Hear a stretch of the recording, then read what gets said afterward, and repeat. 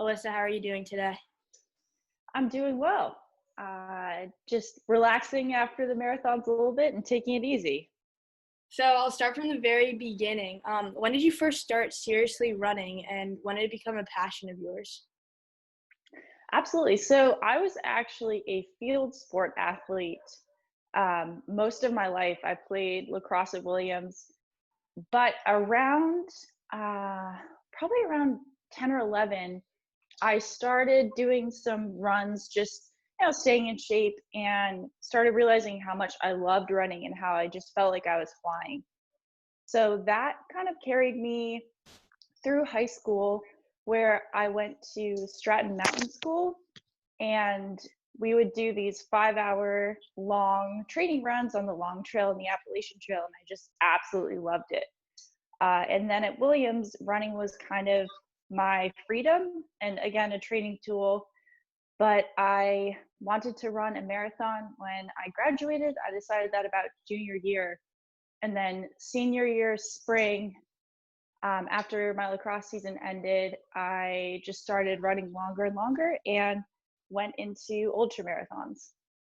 So during college, did you just run to stay in shape? Because between lacrosse, rowing, and academics, that just seems like it doesn't leave a lot of time.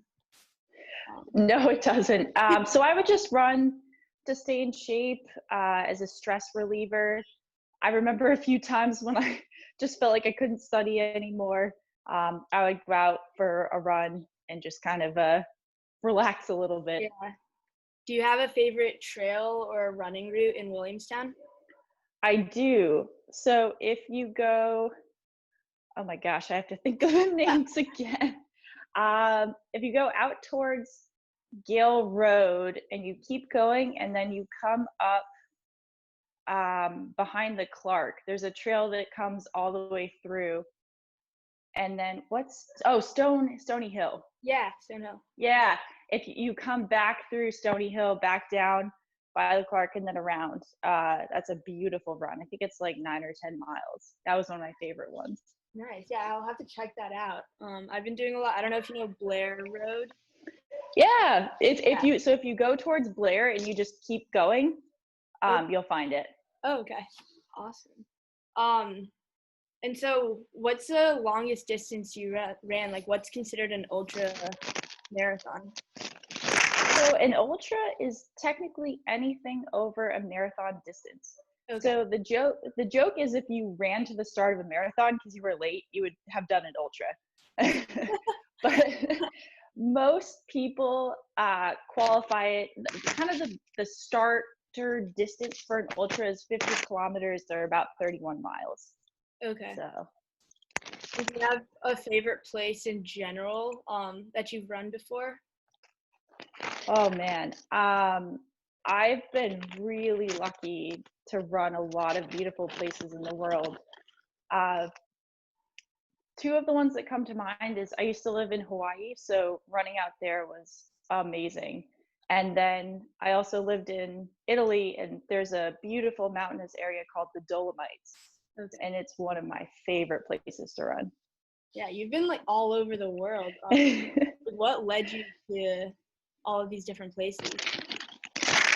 So when I was at Williams, I had a winter study in Denmark for teaching, and so I was trying to figure out what I wanted to do, and stumbled upon this internship, and I loved teaching.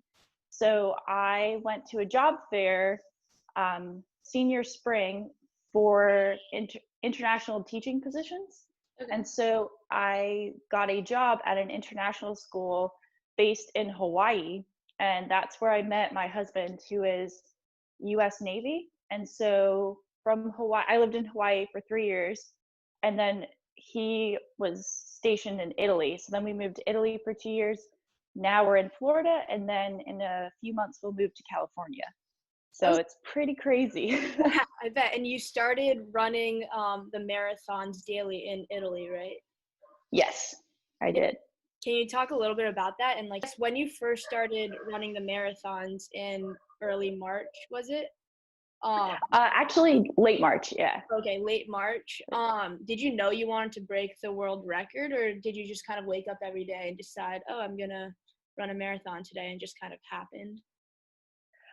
So I definitely wasn't going after the world record.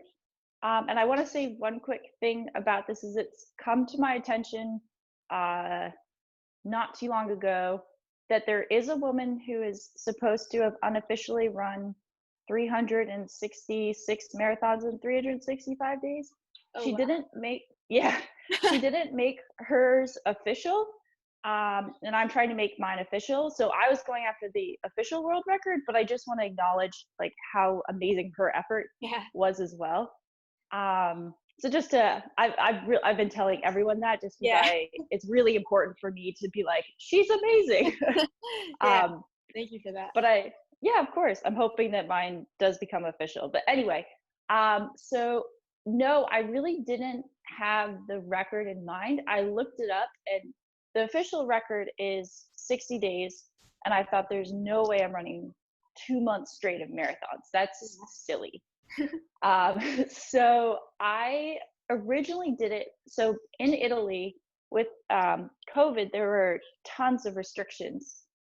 So we weren't allowed to run or walk outside. And so luckily we had a treadmill in my house. And so I initially thought I will run a marathon until we're allowed to go outside, which at that point was about 15 days. Mhm. And then it was extended again until like April 28th, and then it was extended again until like May 5th or something along those lines. And so every time it got extended, I was like, I guess I'll keep going. Uh, so then when I hit about 25-ish, I thought, well, I'm pretty much halfway to 60. I might as well just see if I can keep going. Yeah. So that's kind of how it progressed. Wow. Did you move to Florida during the 95 days, or was it after that you moved to? It was during the 95 days. It was pretty insane. Uh, so I ran a marathon in Italy before we left, and then we actually flew on a military cargo plane because there was no flights going in and out of the U.S. and Italy. We flew to an Air Force base in Germany, and I ran a marathon at 1 a.m. there to make sure I kept the streak alive. Yeah. And then we got on the plane, flew to Virginia, and then the next day I ran one in Norfolk, Virginia, and then we drove the rest of the way to Florida to make sure we weren't dealing with flights anymore. So then I ran 2 marathons in Charleston, South Carolina, and then made our way to Florida. I had no idea how tired I was until we got to Florida, and I had a couple days and was going, oh my goodness, I could just sleep Yeah. nonstop now. Yeah. Do you think that was like the biggest challenge that you had to get through your 95 days? Making sure, I mean, there's so many moving parts with, flights moving around. I mean, we had our flight delayed like 3 or 4 times. So it's just making sure that there wasn't a really odd window where I couldn't fit in the marathon. So I feel really lucky that it worked out the way that it did. Yeah. And what was the best part about running the marathons? I think the best part was the community that I found through it. I've had a lot of people reach out and tell me about their own running, tell me about their own fitness, say how, watching kind of the story of the marathons unfold really helped them to keep positive during a difficult time. And that's been so inspiring to me to hear other people's stories, and just that support in that community is the part of running that I love the most. So that's been absolutely amazing to see that continue to grow. Yeah, that's amazing. That's great that you found something even after you finished the marathon that keeps you going. Yeah, And absolutely. do you have a next goal in mind after running? I I do. So I love very long ultras. So ultras are kind of funny they can go from 50 kilometers to like 200 plus miles. So I How long am does that take? anywhere of 2 to 6 days, depending on how rocky it is and how mountainous. But my next big goal is in November. Depending on what happens with the virus, I am planning to do the first 200-mile race across Florida, from one ocean or one side to the other. So that's kind of the next big training goal. Yeah. And are you training for that now, or are you just keeping? I'm still in kind of recovery mode. So I stopped the marathons about 2 weeks ago, and my coach still has me running quite easy for probably another week, and then I'll start ramping up. And one of the runs that I'm hoping to do is I haven't seen when with so much traveling, I haven't seen my family in quite a bit of time. So I'm hoping to make it up to Vermont and hopefully run like a 50-mile section of the Long Trail Oh yeah. in August. Yeah. And so just going back to how the other lady who ran, how many was it? 365 days? Yeah. Um, Yeah.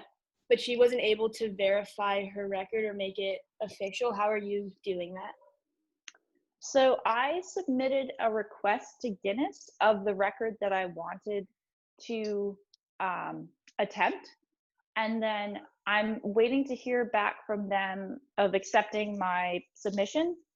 And then what I will do is I have all of my data on Garmin, so it tracks all my mileage, et cetera, et cetera.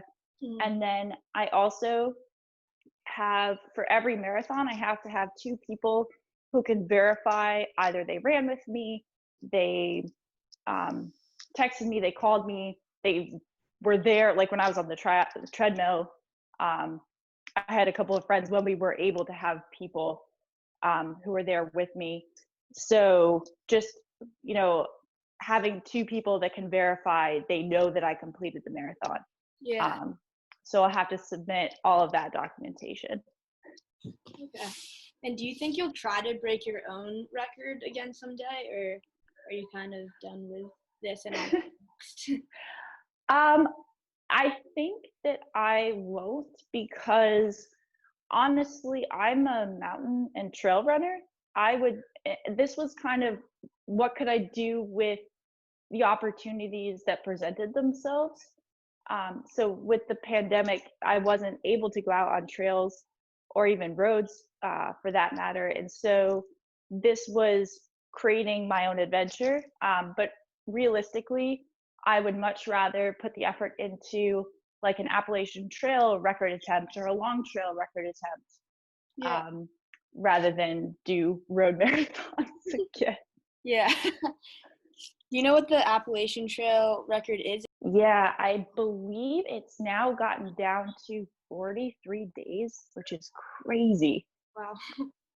for the men's. I have to look up the women's, but yeah, it's really fast. Yeah. Have you ever hiked that, or? Yeah, so I've not hiked the whole thing, but I've hiked sections of it around the New England area. Yeah. Okay. Thank you so much. So just like wrapping up, what was your favorite Williams memory? So I always joke that I love Mountain Day more than I love Christmas. So I was on the board for the outing club, and also was just very active in the outing club. And I absolutely love Mountain Day. Like every year it was different. I had a different role in it, but every year is so memorable. So definitely every Mountain Day that I spent at Williams. Yeah. Well, did you do the bigger hikes up? I forget what it's called. Is there one up Mount Greylock? There is. I can't remember if I did that one. I was also a hiking instructor, so I think we did Mount Greylock at some point. But yeah, I did like the adventure race. Well, Okay. actually, when I was a JA, three of my frosh did it with me. And I ended up, one of them had a she had an asthma attack. So we were alternating, like piggybacking her up the mountain while drinking cider and eating donuts. That's amazing. What It was entry fun. were you a JA for? I was in MD1. Oh, awesome. Yeah, I was an AP one. I guess it's just I wasn't a Oh, JA, nice. but yeah. And what was your Nice. entry? My entry is A2. Okay, nice. So So very just above you. yeah. And do you have any general advice for Williams students trying to navigate their time at Williams right now? Or just Yeah. I would say definitely, I mean, stay safe. That's really the most important. And try to take advantage of kind of the unique nature of it. So maybe going out and hiking more, or going out and spending more time outside, which is, you're not in a confined area. Also, if there are smaller numbers, trying to connect with professors even more, and seeing those opportunities. But my best to all the Williams students and staff that are taking this on right now, because it's certainly a unique challenge, and I really wish you all the best.